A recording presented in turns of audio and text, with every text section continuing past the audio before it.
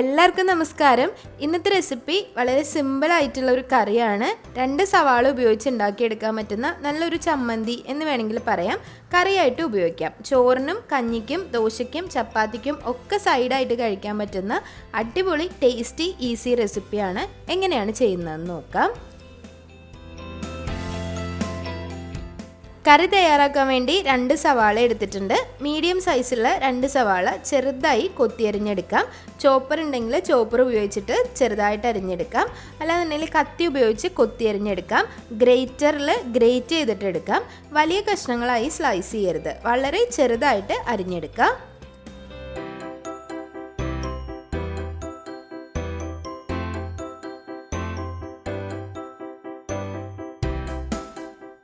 നന്നായി ചൂടായ പാനിലേക്ക് 1 ടേബിൾ സ്പൂൺ വെളിച്ചെണ്ണ ഒഴിച്ചു കൊടുക്കുക.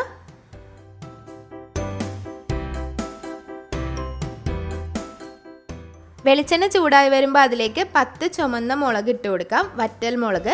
ഞാനിവിടെ എരിവുള്ള 10 മുളകാണ് എടുത്തിട്ടുള്ളത്. നിങ്ങൾക്ക് കശ്മീരി മുളക് കയ്യിലുണ്ടെന്നുണ്ടെങ്കിൽ ഒരു 5 കശ്മീരി മുളക് കൂടി ഇട്ട് കൊടുക്കണം. 10 എരിവുള്ള മുളകും 5 കശ്മീരി മുളകും ഇടാം. ഞാനിവിടെ കശ്മീരി മുളക് ഇല്ലാത്തത് കൊണ്ട് 1 ടേബിൾ സ്പൂൺ കശ്മീരി മുളക് പൊടി ഉപയോഗിക്കുന്നുണ്ട്. ആദ്യമേ തന്നെ ചൂടായ എണ്ണയിലേക്ക് മുളക് പൊടി ഇട്ട് കൊടുത്താൽ കരിഞ്ഞു പോകുന്നതുകൊണ്ട് അവസാനമാണ് ഇടുന്നത്. നല്ലതുപോലെ ഒന്ന് വറുത്തെടുക്കുക. മുളക് ഇതുപോലെ എണ്ണയിൽ വറുത്തെടുക്കുമ്പോൾ മീഡിയം ഫ്ലെയിമിൽ വെച്ചിട്ട് വറുത്തെടുക്കുക. ഹൈ ഫ്ലെയിമിൽ വെച്ചാൽ ഒരു 1 മിനിറ്റിൽ താഴെ കൊണ്ട് ഈ മുളക് കരിഞ്ഞു പോകും. അപ്പോൾ മീഡിയം ഫ്ലെയിമിൽ വെച്ച് നന്നായി മുളക് വീർത്ത് വരുമ്പോൾ അതിലേക്ക് 1 ടേബിൾ സ്പൂൺ മല്ലി ചേർത്ത് കൊടുക്കുക. ഇനി നിങ്ങളുടെ അടുത്ത് മല്ലി ഇല്ലാന്നുണ്ടെങ്കിൽ മുളക് പൊടി ചേർക്കുന്നതിൻ്റെ കൂടെ 1 ടേബിൾ സ്പൂൺ മല്ലിപ്പൊടി ചേർത്താലും മതി. മല്ലി ഉള്ളവർ മല്ലി തന്നെ ഉപയോഗിക്കുക. ഈ ഒരു പച്ചമല്ലി വെളിച്ചെണ്ണയിലിട്ട് വറുത്തെടുക്കുമ്പോൾ ഒരു ടേസ്റ്റ് ഉണ്ട്, നല്ലൊരു ടേസ്റ്റാണ്. അതുകൊണ്ട് മല്ലി ഉള്ളവർ ഒരു 2 മിനിറ്റ് ഒന്ന് വറുത്തെടുത്താൽ മതി, ഒരു മീഡിയം ഫ്ലെയിമിൽ വെച്ചിട്ട്. ഇനി ഇതിലേക്ക് ഒരു പിഞ്ച് ഉലുവ ചേർത്ത് കൊടുക്കണം. ഒരുപാടാവാൻ പാടില്ല, ഉലുവ ഒരുപാടായാലും കയ്പ്പ് വരും. ഒരു പിഞ്ച്, ഒരു 1/4 ടേബിൾ സ്പൂണിൽ താഴെ ഉലുവ ചേർത്ത് കൊടുത്തിട്ട് നല്ലതുപോലെ ഒന്ന് വറുത്തെടുക്കാം.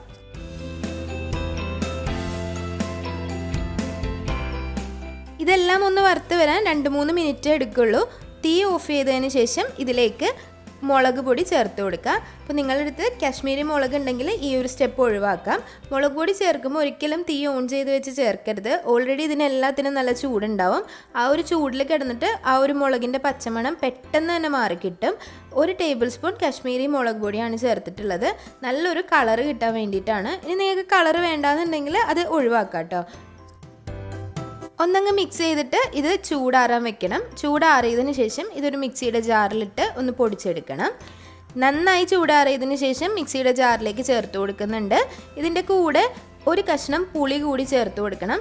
ചൂടോടുകൂടി ഒരിക്കലും മിക്സിയിലിട്ട് ബ്ലെൻഡ് ചെയ്തെടുക്കരുത്. ബ്ലെൻഡ് ചെയ്തെടുത്താൽ മിക്സിയുടെ അടപ്പ് തുറന്നു വരാൻ ചാൻസ് ഉണ്ട്. മുഴുവനായിട്ട് ഇത് ചേർത്ത് കൊടുത്തതിന് ശേഷം അതിലേക്ക് ഒരു 2-3 ടേബിൾ സ്പൂൺ വെള്ളം കൂടി ഒഴിച്ചിട്ട് ഒന്ന് കറക്കിയെടുത്ത് ഇതിലേക്ക് ചേർക്കാം. കൂടെ തന്നെ ഒരു നെല്ലിക്ക വലുപ്പത്തിലുള്ള പുളി ചേർത്ത് കൊടുക്കാം. ചൂടാക്കിയ പാനിൽ 2-3 ടേബിൾ സ്പൂൺ വെള്ളം ഒഴിച്ചിട്ട് ജസ്റ്റ് ആ ഒരു മസാല എല്ലാം ഒന്ന് കറക്കിയിട്ട് ഇതിലേക്ക് ഒഴിച്ചു കൊടുക്കാം. ഈ ഒരു വെള്ളത്തിൽ അരച്ചെടുക്കാൻ പാടുള്ളൂ. ഒരുപാട് വെള്ളം ഒഴിച്ച് പേസ്റ്റ് പോലെ ഒന്നും അരക്കണ്ട. കറി തയ്യാറാക്കാൻ വേണ്ടി വീണ്ടും ഒരു പാൻ എടുക്കുക. അതിലേക്ക് വെളിച്ചെണ്ണ ഒഴിച്ചു കൊടുക്കുക. വെളിച്ചെണ്ണ തന്നെയാണ് ഉപയോഗിക്കണം നല്ലത്. ഒരു 1.5 ടേബിൾ സ്പൂണൊക്കെ വെളിച്ചെണ്ണ മതിയാവും. അതിലേക്ക് സവാള ചേർത്ത് കൊടുത്തിട്ട് നല്ലതുപോലെ വഴറ്റിയെടുക്കുക. സവാള പെട്ടെന്ന് വഴണ്ട് കിട്ടാൻ വേണ്ടി ആവശ്യത്തിന് ഉപ്പ് ചേർത്ത് കൊടുക്കുക. നമ്മൾ ഇതുവരെ ഉപ്പ് ചേർക്കാത്തതുകൊണ്ട് ആവശ്യത്തിനുള്ള ഉപ്പ് ഈ ഒരു സമയത്ത് ചേർത്ത് കൊടുക്കാവുന്നതാണ്. നല്ലതുപോലെ ഒന്ന് മിക്സാക്കി സവാള എല്ലാം നല്ല സോഫ്റ്റായി ട്രാൻസ്പെറൻ്റായി വരണം.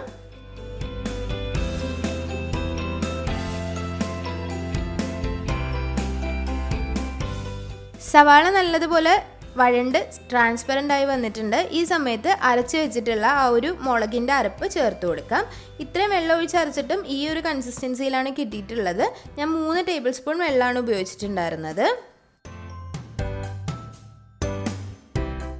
മുളക് ചേർത്തതിന് ശേഷം നല്ലതുപോലെ ഒന്ന് മിക്സാക്കി കൊടുക്കാം.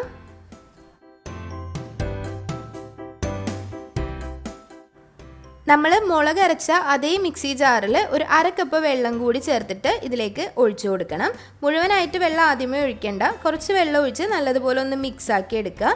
ഹൈ ഫ്ലെയിമിൽ തന്നെ വെച്ച് കൊടുക്കുക. അപ്പോഴേക്കും ആ വെള്ളം പെട്ടെന്ന് തന്നെ ഒന്ന് വറ്റിക്കിട്ടും. അതിനുശേഷം ബാക്കിയുള്ള വെള്ളം കൂടി ഒഴിച്ചിട്ട് നല്ലതുപോലെ തിളപ്പിച്ചെടുക്കണം. ഇത് നല്ലതുപോലെ തിളപ്പിച്ചെടുക്കുക. ഉപ്പ് നോക്കിയിട്ട് ആവശ്യമുണ്ടെങ്കിൽ ഉപ്പ് ഈ ഒരു സമയത്ത് ചേർത്ത് കൊടുക്കുക. പുളി ഉപ്പൊക്കെ നോക്കിയിട്ട് ആവശ്യമുണ്ടെന്നുണ്ടെങ്കിൽ ചേർത്ത് കൊടുക്കാം. അതിനുശേഷം നല്ലതുപോലെ മിക്സാക്കി ഒന്ന് നന്നായി തിളച്ചിട്ടണം. തിളച്ച് കിട്ടി ഇത് നല്ലതുപോലെ വറ്റിച്ചെടുക്കണം. ഒട്ടും തന്നെ വെള്ളമില്ലാതെ നല്ല പോലെ എണ്ണ തെളിഞ്ഞ് വരുന്ന ഒരു പാകമാണ് ഇതിൻ്റെ പാകം. ഏകദേശം ഒരു ചമ്മന്തി പാകം എന്നൊക്കെ വേണമെങ്കിൽ പറയാം. അപ്പോൾ ഇതൊരു ചമ്മന്തിയാണെന്ന് വേണമെങ്കിൽ പറയാം, അല്ലാന്നുണ്ടെങ്കിൽ ഒരു സവാള കറിയായിട്ട് ഇത് ഉപയോഗിക്കാം കേട്ടോ. കുറച്ചൊരു ഗ്രേവിയിൽ എടുത്തു കഴിഞ്ഞാൽ, ഒരു റോസ്റ്റ് പോലെ എടുത്തു കഴിഞ്ഞാൽ ഒരു സവാള ഇങ്ങനെ വരട്ടി വെച്ചതുപോലെ ഉപയോഗിക്കാം. അപ്പോൾ ചോറിന് കൂടെ ഇത് അസാധ്യ ടേസ്റ്റാണ്, അതുപോലെ കഞ്ഞിയുടെ കൂടെ ഇത് ടേസ്റ്റാണ്.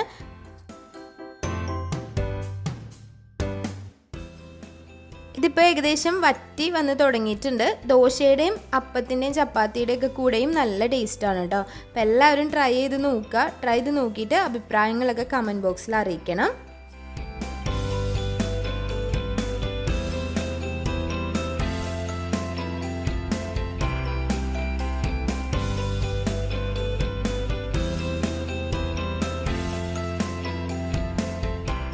ഇവിടെ മുഴുവനായിട്ട് വറ്റിച്ച് എണ്ണയൊക്കെ തെളിഞ്ഞ് വന്നിട്ടുണ്ട്. നല്ല ടേസ്റ്റാണ് ഇത്. കഞ്ഞിയുടെ കൂടെയും ചോറിൻ്റെ കൂടെയൊക്കെ സെർവ് ചെയ്യാനായിട്ട് അസലൊരു കോമ്പിനേഷനാണ്. ഒരുപാട് ചേരുവകളൊന്നും ഇല്ലാതെ തന്നെ ഉണ്ടാക്കിയെടുക്കാം. അപ്പോൾ ഈ ഒരു ലോക്ക്ഡൗണിൽ എല്ലാവരും ട്രൈ ചെയ്ത് നോക്കുക. ട്രൈ ചെയ്ത് നോക്കിയിട്ട് അഭിപ്രായങ്ങളൊക്കെ കമൻറ്റ് ബോക്സിൽ അറിയിക്കുക. പിന്നെ ഈ ഒരു ചമ്മന്തി പുറത്ത് വെച്ചാൽ കേടായി പോവും. ഒരു ഫ്രിഡ്ജിൽ എയർ ടൈറ്റ് കണ്ടെയ്നറിലാക്കിയിട്ട് വെക്കാവുന്നതാണ് കേട്ടോ. അതൊന്ന് ഇടയ്ക്കൊന്ന് ചൂടാക്കി എടുത്താൽ മതി. ഒരു 2-3 ദിവസമൊക്കെ നമുക്ക് ഇത് ഉപയോഗിക്കാവുന്നതാണ്. സാധാരണ നമ്മൾ ചമ്മന്തിയൊക്കെ വെക്കുന്നത് പോലെ തന്നെ.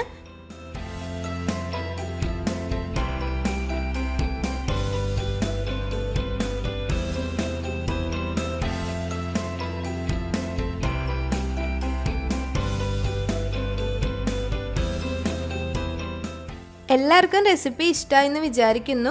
അപ്പോൾ റെസിപ്പീസൊക്കെ ഇഷ്ടമാവുന്നുണ്ടെങ്കിൽ ലൈക്ക് ചെയ്യുക, ഷെയർ ചെയ്യുക, സബ്സ്ക്രൈബ് ചെയ്യുക. നിങ്ങളുടെ ഫ്രണ്ട്സിനും ഫാമിലിക്കും ഒക്കെ ഈ ഒരു റെസിപ്പി ഒന്ന് ഷെയർ ചെയ്ത് കൊടുക്കുക. അപ്പോൾ ഇനിയും നല്ലൊരു റെസിപ്പി ആയിട്ട് വരുന്നതായിരിക്കും. അതുവരേക്കും താങ്ക് യു.